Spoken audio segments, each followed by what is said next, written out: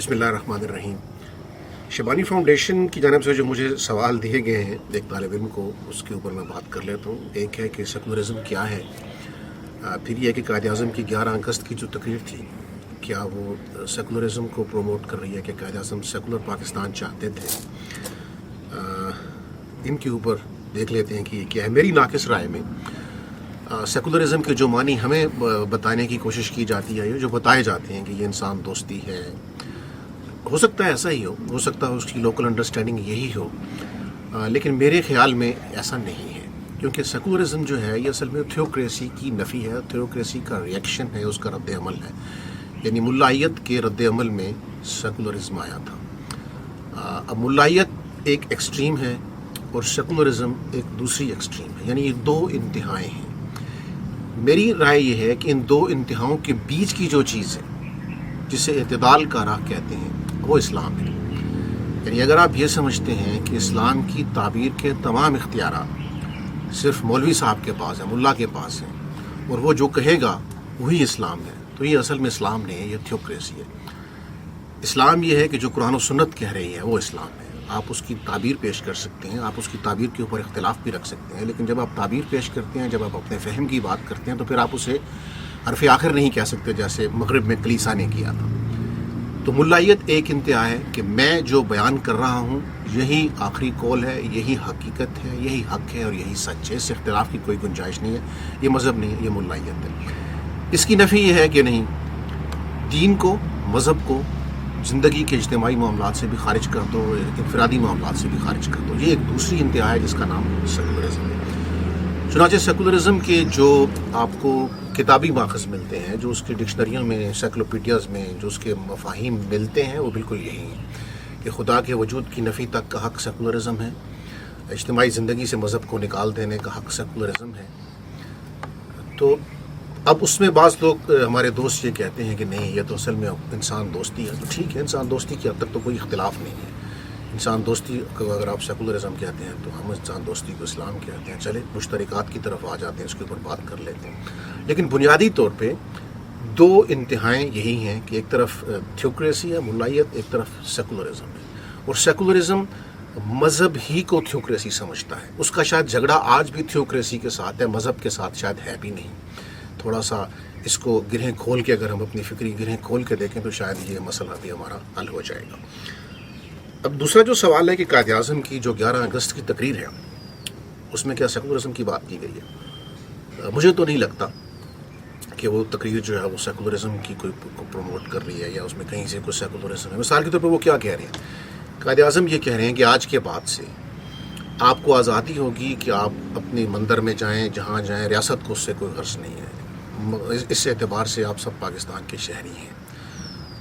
اگر اس کو کوئی سیکولرزم سمجھتا ہے تو یہ اصل میں اس بات کا ثبوت ہے کہ وہ مذہب کو نہیں سمجھتا، اور وہ مذہب کو تھیوکریسی سے ملا رہا ہے۔ وہ آج بھی مذہب کی جب تشریح کر رہا ہے تو ملائیت کو مذہب سمجھ رہا ہے۔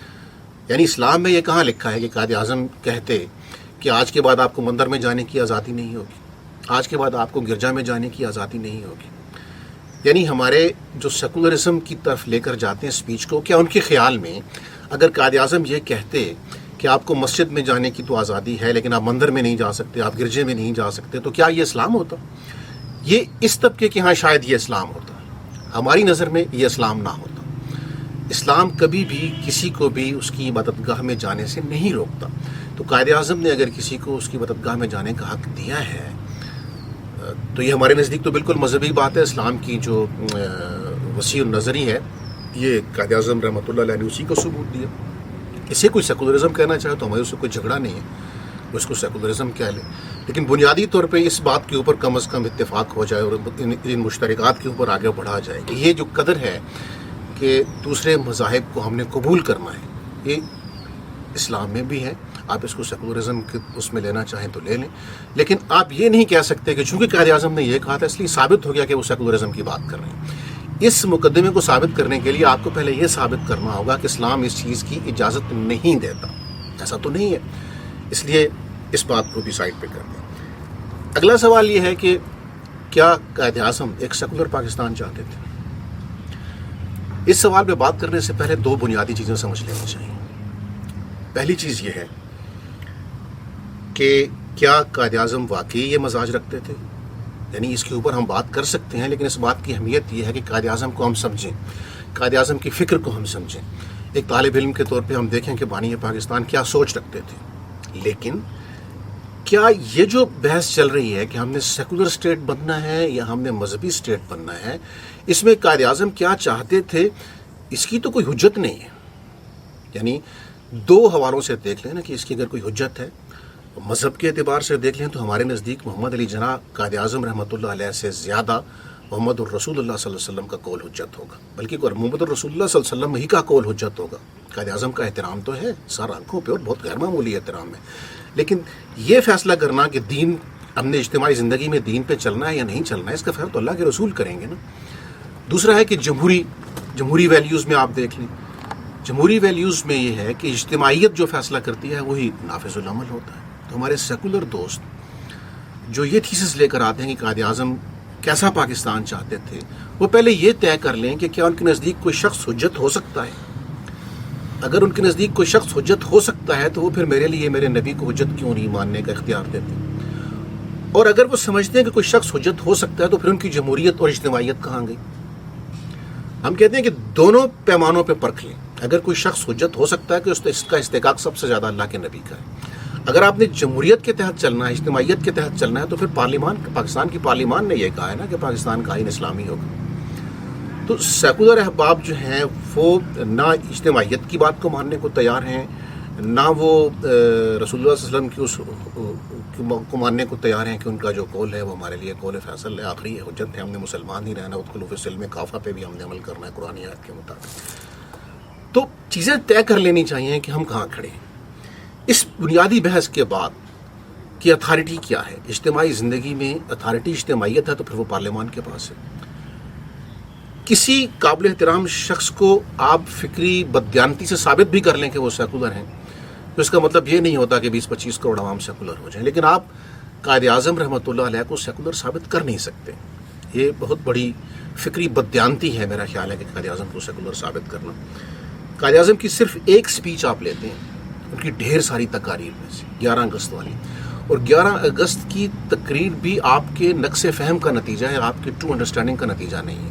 یعنی جس 11 اگست کی تقریر کی بنیاد پر آپ سیکولرزم کی عمارت کھڑی کر رہے ہیں، ہمارے نزدیک وہ تقریر این اسلامی پرنسپلز کے مطابق ہے. اور یہی بات میرے خیال اس نے ایکٹر بریتھو نے بھی لکھی ہے کہ یہ جو زبان تھی وہ محمد علی جناح کی تھی، قائد اعظم رحمۃ اللہ علیہ کی تھی، جس نے ان الفاظ کو ادا کیا. لیکن یہ جو الفاظ تھے یہ وہی تھے جو رسول اللہ صلی اللہ علیہ وآلہ وسلم نے بہت سو سال پہلے بیان فرمائے تھے. اگر آپ میثاق مدینہ کو دیکھیں، میثاق مدینہ کی ٹیکسٹ کو دیکھیں اور 11 اگست کی ٹیکسٹ کو دیکھیں، یوں لگتا ہے کہ یہ تقریر میثاق مدینہ کو سامنے رکھ کے لکھی گئی ہے.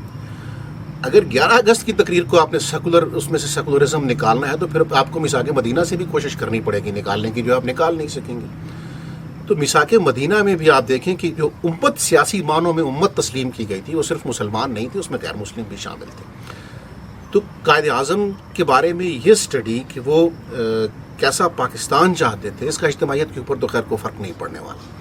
لیکن یہ مطالعہ ضرور ہو سکتا ہے کہ قائد اعظم کیسا پاکستان چاہتے تھے، وہ ان کی فکر کیا تھی. یہ بہت ضروری ہے، ظاہر ہے وہ بابائے قوم ہے، ان سے محترم شخصیت پاکستان میں کسی اور کی نہیں ہے. تو وہ جو مطالعہ ہے وہ ٹوٹیلٹی میں ہوگا. قائد اعظم کی ساری سپیچز آپ دیکھیں گے، اور مجھے یہاں دہرانے کی ضرورت نہیں ہے کہ قائد اعظم نے کب کہاں اسلام کی بات کی. اور پھر یہ کہ قائد اعظم کی فکری دیانت پر تو خیر ان کے دشمن بھی انگلی نہیں اٹھا سکے. تو کیا ہمارے دوست یہ کہنا چاہ رہے ہیں کہ قائد اعظم اصل میں تو سیکولر تھے، لیکن انہوں نے ایک سیاسی مفاد کے لیے، فائدے کے لیے وقتی طور پر یہ کہہ دیا؟ تو قائد اعظم کو نواز شریف سے، عمران خان سے اور زرداری سے تو نہ ملائیں نا. قائد اعظم تو ان سے بڑی شخصیت تھے. یہ تو نہیں ہو سکتا کہ وہ ادھر گئے تو انہوں نے اور سٹیٹمنٹ دے دی، وہ ادھر گئے تو انہوں نے اور سٹیٹمنٹ دے دی. قائد اعظم کی زندگی کو آپ پورا ایک کمپریہنسو اسٹڈی کریں تو قائد اعظم بالکل جو ان کی ریاست کا مقصود تھا وہ اسلام ہی تھا. اسلام میں پھر مسلمانوں کے معاشی مفادات بھی آ جاتے ہیں، مسلمانوں کے سیاسی مفادات کا تحفظ بھی آ جاتا ہے. اس بیانیے کی پھر بہت ساری جہتیں ہو سکتی ہیں، لیکن اس میں سیکولرزم کہیں نہیں تھا.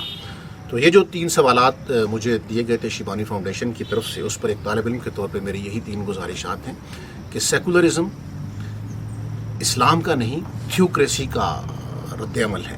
اور سیکولرزم چونکہ رد عمل ہے تو رد عمل کبھی بھی بیلنس نہیں ہوتا. رد عمل میں ایک نفرت ہوتی ہے, ایک ہجان ہوتا ہے, ایک اوور ریئیکٹ کر رہے ہوتے ہیں آپ. تو ملائیت اور اس میں دونوں کو میرا خیال ہے کہ ایک طبع سلیم ڈسون کرتی ہے, اور وہ بیچ کے متوازن اور جو درمیان کا راستہ ہے, جو اسلام کا راستہ ہے, اس پہ چلتی ہے.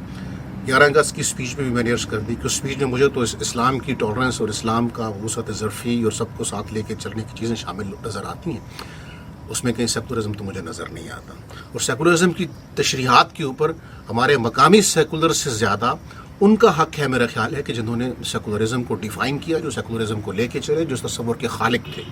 کسی بھی نظریے کی جو انٹرپریٹیشن ہوتی ہے اس کے اوپر اس کے اوریجنل لوگوں کا حق ہوتا ہے کہ انہوں نے اس کو کیسے وہ لے کے چلے. آج اگر کوئی سمجھتا ہے کہ نہیں اس کے معنی بدل گیا تو پھر اپنے لیے کوئی اور اصطلاح تجویز کر لیں. آخری جو گزارش ہے وہ میری ایک طالب علم کے طور پہ یہ ہے کہ اس بحث کو ایک مقصدیت دینے کے لیے اگر ہم یہ کر لیں کہ ٹھیک ہے آپ ان چیزوں کو سیکولرزم کہتے ہیں, ہم ان چیزوں کو اسلام کہتے ہیں. آپ کہتے ہیں انسان دوستی ہے یہ سیکولرزم ہے, ہم کہتے ہیں انسان دوستی ہی اسلام ہے. تو ایسے کچھ مشترکات اگر تلاش کر لیے جائیں اور ان کو اسٹیبلش کیا جائے ایک فلاحی اسٹیٹ بنانے میں, اسے کوئی انسان دوستی کو سیکولر کہہ لے, کوئی انسان دوستی کو اسلام کہہ لے, لیکن جو یہ آفاقی تصورات ہیں جس کے اوپر اتفاق ہے کم از کم ان کے لیے ہم ایک ہو جائیں, تو میرا خیال ہے کہ اس سے بھی معاشرہ بہت بہتر ہو سکتا ہے. بہت شکریہ آپ کا.